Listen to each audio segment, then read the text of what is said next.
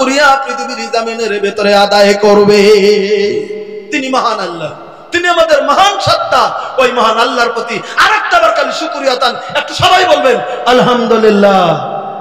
আল্লাহ রাব্বুল আলামিনের তারিফের পরে আমাদের যিনি বিশ্বের নবী সাইয়্যিদুল মুরসালিন রাহমাতুল লিল আলামিন খাতামুন নবীন সাইয়্যিদুনা হযরত মুহাম্মদুর রাসূলুল্লাহ সাল্লাল্লাহু আলাইহি সাল্লামের প্রতি শত সহস্র দরুদ ও সালাম দিল থেকে মোহাব্বত করে নবীর প্রতি একটাবার আমরা দরুদ পড়ি সাল্লাল্লাহু আলাইহি সাল্লাম আল্লাহুম্মা সাল্লি আলাইহি আল্লাহুম্মা বারিক আলাইহি।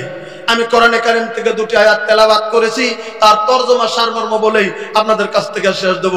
একটা খালি কথা, সারা জীবন জলসা শুনলাম এই ভরতকুল গ্রাম, তাই তো এটা এই ভরতকুল গ্রামে আমি সেই 2004 সাল থেকে এই ভরতকুল গ্রামে জলসায় আমি আসি। লাভাজাল ভরতকুলে 2004 সাল 5 সালে থেকেই আমি আসছি, মাঝে মাঝে মাঝে মাঝে আসতে চলছি। এখন তো 2024, 20 বছর আগে এই ভরতকুলে আপনাদের এই গ্রামে জলসা করে গেছি। তখন 20 বছর আগে, তো 20 বছর আগে আমার অবস্থা কেমন ছিল, এখন আমার অবস্থাটা কেমন হয়েছে। যদিও আমার ভাষ্য একই সাইজের আছে, কিন্তু আমার দাড়ি পাকতে চলছে, পেকে পাকতে চলছে না। দাড়ি পেকেই গেল, কোন দিন ডাক চলে আসবে তোমার টাইম শেষ, তুমি চলে আসো কবরের দিকে, তোমার যাওয়ার সময় চলে এসেছে, এরকম ডাক পৃথিবীর জমিনের ভিতরে চলে আসবে। থাকার রেহাই নাই পৃথিবীর জমিনে।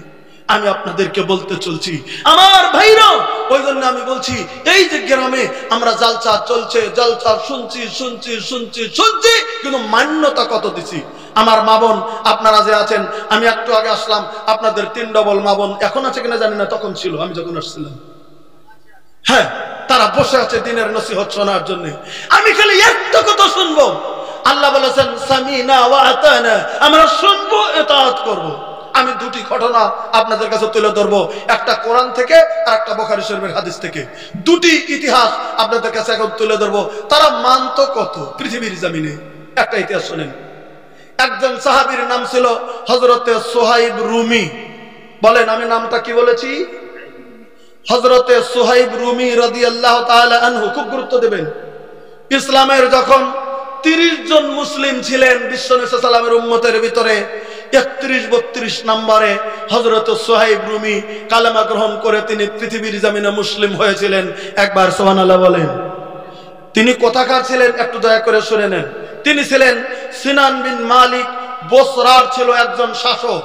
বসরার ছিল তখন এদিকে আরবের লোক ছিল। এই সিনান বিন মালিক ছিল আরবের মক্কা এলাকারই লোক, আরবের লোক, কিন্তু তিনি বসরাতে চলে গিয়েছিলেন শাসনের জন্য। তাকে সেখানে রাজার মতো বানিয়ে দেওয়া হচ্ছিল, শাসন করার জন্য চলে গিয়েছিলেন বসরাতে। তার নাম ছিল সিনান বিন মালিক। সিনান বিন মালিকের ছেলে, তার নাম হলো সুহাইব। এই সুহাইব তার মার সঙ্গে একটু বেড়াইতে গেছিল নদীর কান্দাতে, আর সেখানে জঙ্গিরা হামলা দিয়ে ওখান থেকে মানুষ লুটপাট করে নিয়ে যাওয়ার সময় মার কোল থেকে এই ছোট্ট সুহাইবকেও নিয়ে চলে যায়।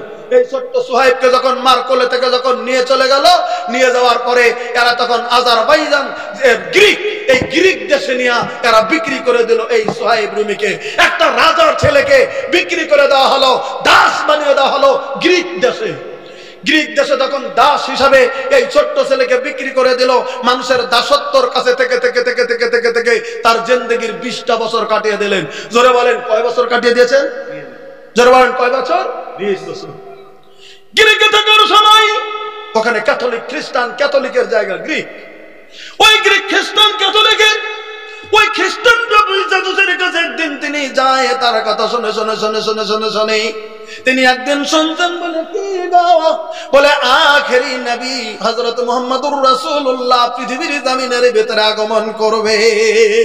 একবার সুবহানাল্লাহ কোন। সুবহানাল্লাহ। যে কটা লোক আছেন হঠাৎ যদি 10 মিনিট সময় বাইরে যায়, আপনারা থাকবেন তো না? থাকবেন তো না? একটু দয়া করে, আমি আসছি খুব কষ্ট করে ভাই, আমি তো দূরে, একটু খালি মেহরবানি করুন। আমি কথাটা বলে যাচ্ছি আপনাদের এখানে কথা বলার জন্য। আমাকে খালি নয়, সব বক্তাকে কিতাব দেখতে হয়। আমাদের একটা ওয়াজ যেন আরেকটা ওয়াজের সাথে টক্কর না লাগে, এটাই করার জন্য কত আমাদের চেষ্টা করতে হয়। এখানে এই কথাটা বলা হয়নি আমার মনে আছে। সুহাইব রুমি, হযরত সুহাইব খ্রিস্টান ক্যাথলিকের কাছে যায় বসে। উনি একদিন বলতেছে, সুহাইব গো, তুমি একটা দাসী, তবে শুনে নাও, ওই যে মক্কাতুল মুকাররমাতে আরব দেশের ভিতরে আখেরি নবী, তার নাম মুহাম্মদ, পৃথিবীর জমিনের ভিতরে তিনি জন্মগ্রহণ করবে, তিনি হবে পৃথিবীর শেষ নবী, আখেরি নবী। হযরত সুহাইব মনে মনে মনে মনে তখনই দান্দা করেছেন, ইস, আমি যদি পৃথিবীর জমিনে, আমি যদি কোনদিন আখেরি নবীর যদি আমি সাক্ষাৎ পেতাম, পৃথিবীর জমিনের ভিতরে আমি একজন ধন্য মানুষ হয়ে যেতাম। একবার সুবহানাল্লাহ জোরে বলেন। কে চান না একটা বড় মানুষের সঙ্গে দুটি কথা বলতে? কে চান না? আমরা যদি শুনি ভাই গো, বলে মক্কার ইমাম চলে এসেছে কাটিহারে আব্দুর রহমান সুদাইস, আমরা জান দিতে যাবো, তাও যাবো তার সঙ্গে একটু মুসাফা করার জন্য। বলেন কথা ঠিক কি নয়? ভিড় লেগে যাবে। পুলিশরা কেমন করে রেখে দেয় আপনারা জানেন ভাই গো। মক্কাতুল মুকাররমা কাবা ঘরের সম্মুখে একটা পাথর আছে, পাথরটার নাম হাজরে আসওয়াদ, কালা পাথর। হাজরে আসওয়াদ আছে, ওই হাজরে আসওয়াদকে চুমু খাওয়ার জন্য যাইয়া কত মানুষ পৃথিবীর জমিনের ভিতরে কষ্টের উপর কষ্ট করে। আমি তো গত বছর গিয়েছিলাম ওই হাজরে আসওয়াদ চুমু খাওয়ার জন্য, দেখেছি তামসা দেখেছি, বা নিজেরা কত ঘুরেছি, দেখেছি কত কষ্টের উপর কষ্ট করে। আল্লাহর ইচ্ছায় আমি পরপর দুবার চুমু খাওয়ার ব্যবস্থা, উমরাতে যা মাল কামানোর ছিল বলে হয়তো আল্লাহ শক্তি দিয়েছিলেন, কবুল করেছিলেন বলে সেটা কোনো বড় কথা নয়। চুমা না খেতে পারলে কিছুই হবে না, কিন্তু মনের আশা থাকে গেলাম মক্কাতে, আমরা আল্লাহর কাছে কি করতে যাবো, হাজার আশাটা চুমু খেতেই পারা যায়। তাহলে কত মানুষে আল্লাহকে পাওয়ার জন্য জান দিয়ে মেহনত করে। আপনারা মোবাইলে দেখে নিন হাজার আশা পাওয়ার জন্য মানুষ কেমন করে।